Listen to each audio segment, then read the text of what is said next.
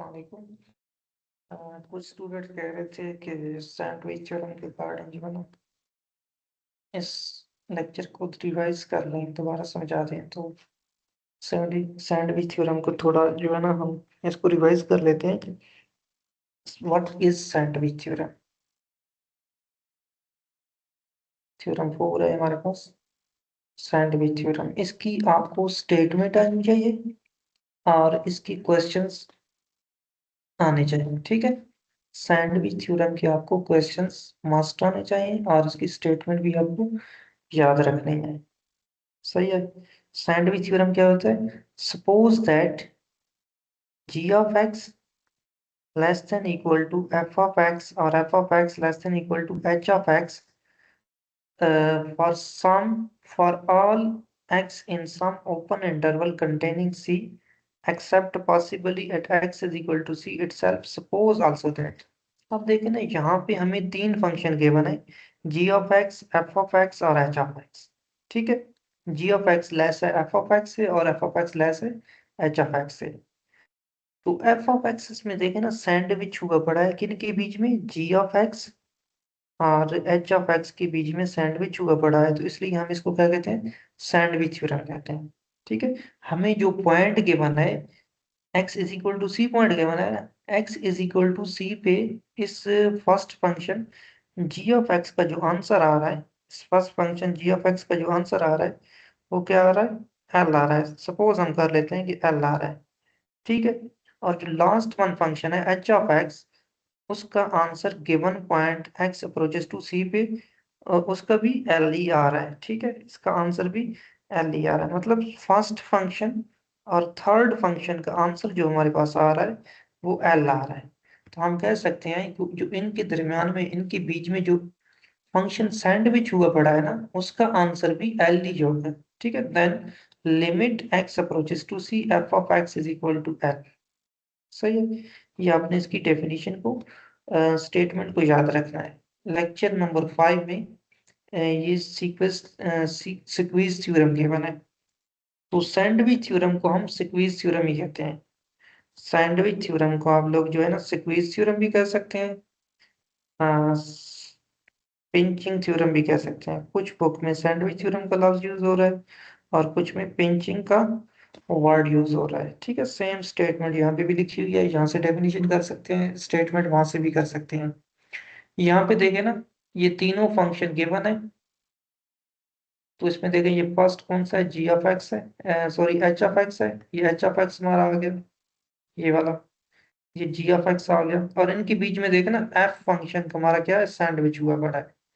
सही है, तो इसकी स्टेटमेंट आपको आनी चाहिए। अभी एक क्वेश्चन कर लेते हैं इसका, सीक्वेंस थ्योरम का या सैंडविच थ्योरम का एक क्वेश्चन कर लेते हैं। बुक में जो है ना एग्जांपल नंबर 10 है, ये वाली एग्जांपल नंबर 10 देख लें। एग्जांपल 10 में क्या है, गिवन दैट हमें फर्स्ट फंक्शन गिवन है और थर्ड फंक्शन गिवन है। सही है, और हमें जो इनके बीच में u ऑफ x है ना सैंडविच हुआ पड़ा है, इसका नहीं पता। हमें लिमिट फाइंड करनी है कौन से पॉइंट पे, x अप्रोचेस टू 0 पे, इस सेंटर वाले फंक्शन की जो सैंडविच हुआ पड़ा है। तो इसके लिए हम क्या करेंगे, सैंडविच थ्योरम का यूज करेंगे। कैसे करेंगे, हमने करना ये है कि सबसे पहले ये क्वेश्चन को रीड आउट कर लेना है, उसके बाद सॉल्यूशन में आ जाएंगे। तो वो जो फर्स्ट टर्म है ना, फर्स्ट फंक्शन, उसको आप कोई किसी भी फंक्शन का नाम दे सकते हैं। लेट्स सपोज इसको हम g ऑफ x का नाम दे देते हैं, ठीक है। इसको हम g ऑफ x का नाम दे देते हैं, और जो आखिरी हमारा फंक्शन है 1 प्लस एक्स स्क्वायर ओवर 2, इसको हम h ऑफ x का नाम दे देते हैं, ठीक है। अकॉर्डिंग टू बुक, बुक में देखें ना first function g of x है और लास्ट वाला h ऑफ x है। सही है, तो हम इसमें जो है ना सेंटर वाला फंक्शन जो है u ऑफ x, इसकी लिमिट फाइंड करना चाह रहे हैं। किस पे, कौन से पॉइंट पे, x अप्रोचेस टू 0 पे, ठीक है। इसकी लिमिट हमें कब मालूम होगी, कैसे फाइंड आउट करेंगे, पहले हमें f ऑफ x और g ऑफ x का पता होना चाहिए, h ऑफ x और g ऑफ x का पता होना चाहिए। तो g ऑफ x की आपने लिमिट फाइंड कर लेनी है और h ऑफ x की लिमिट फाइंड कर लेनी है। सही है, तो लिमिट कौन सी है, किस पॉइंट पे, x अप्रोचेस टू 0 पे है ना, तो इधर भी आपने x अप्रोचेस टू 0 कर लेना है।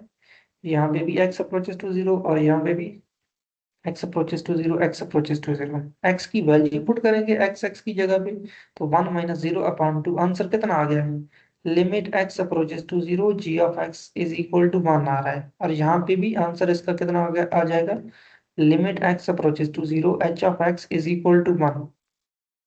ठीक है। हमारा जो फर्स्ट फंक्शन था ये वाला, इसका आंसर भी कितना आ रहा है, 1 आंसर आ रहा है। और इसका आंसर भी कितना आ रहा है, जो आखिरी फंक्शन है इसका आंसर भी हमारे पास 1 आ रहा है।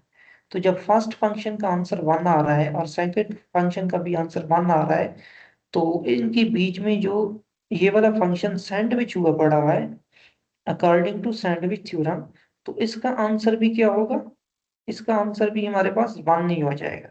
ठीक है। देखो ना, जी ऑफ एक्स, इसका आंसर कितना आया है हमारे पास, ये 1 आया है। और एच ऑफ एक्स का आंसर हमारा 1 आया है। किस पॉइंट पे, एक्स अप्रोचेस टू 0। तो एंड पे हम लिख सकते हैं 100% भी theorem, limit x approaches to 0 u of x is equal to 1। ठीक है, यही चीज हमें रिक्वायर्ड थी। जो है ना, इस चीज की हमने लिमिट फाइंड करनी थी, तो इसको हमने फाइंड आउट कर लिया बाय सैंडविच थ्योरम। ठीक है, इस तरह का कोई भी क्वेश्चन अगर पेपर में आ जाता है तो आप लोगों ने यही मेथड अप्लाई करना है। सही है।